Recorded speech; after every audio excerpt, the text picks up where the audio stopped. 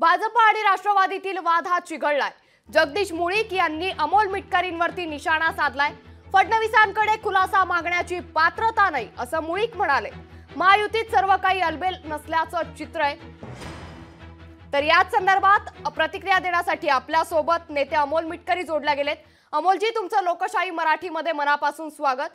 आता जगदीश मुळीक यांनी तुमच्यावरती निशाणा साधलाय। त्यांचं असं म्हणणं आहे की फडणवीसांकडे खुलासा मागण्याची पात्रता नाही। काय प्रतिक्रिया द्याल? असं आहे की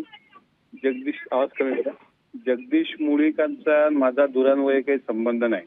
त्यांचं ट्विट आता जे काही मला कळतंय की माझी पात्रता नाही, तर मला सांगा, अजितदादांच्या जनसन्मान रॅलीच्या संदर्भामध्ये आता काही कुठल्या पक्षाचा कार्यक्रम नाही, हा राष्ट्रवादी काँग्रेस पक्षाचा स्वतंत्र कार्यक्रम आहे।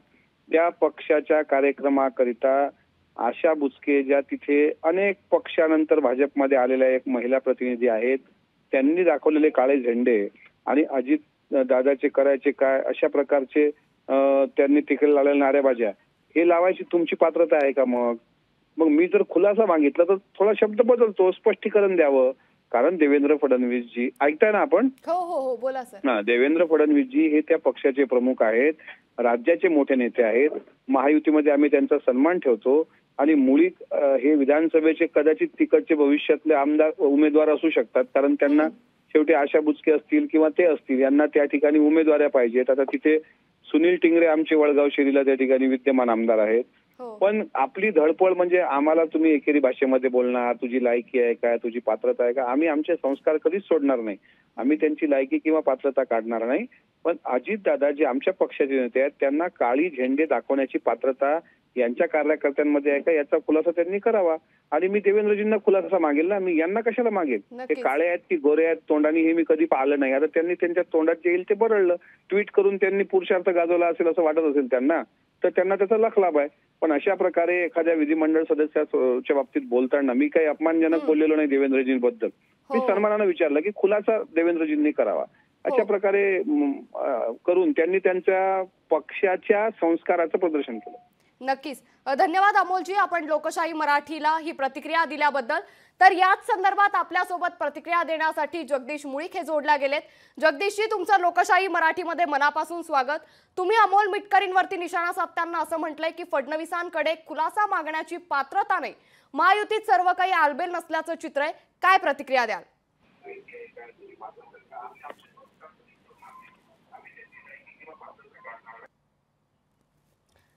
तर पुन्हा एकदा आपण जगदीश मुळीक यांच्याशी संपर्क साधण्याचा प्रयत्न करूयात। मात्र या घडीची मोठी बातमी, जगदीश मुळीक यांनी अमोल मिटकरींवरती निशाणा साधला। आता भाजप आणि राष्ट्रवादीतील वाद चिघळल्याचं सध्या पाहायला मिळतंय।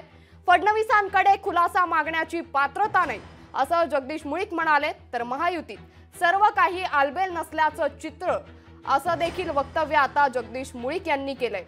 त्यामुळे आता भाजप आणि राष्ट्रवादी मधील वाद चिघळल्याचं सध्या पाहायला मिळतंय।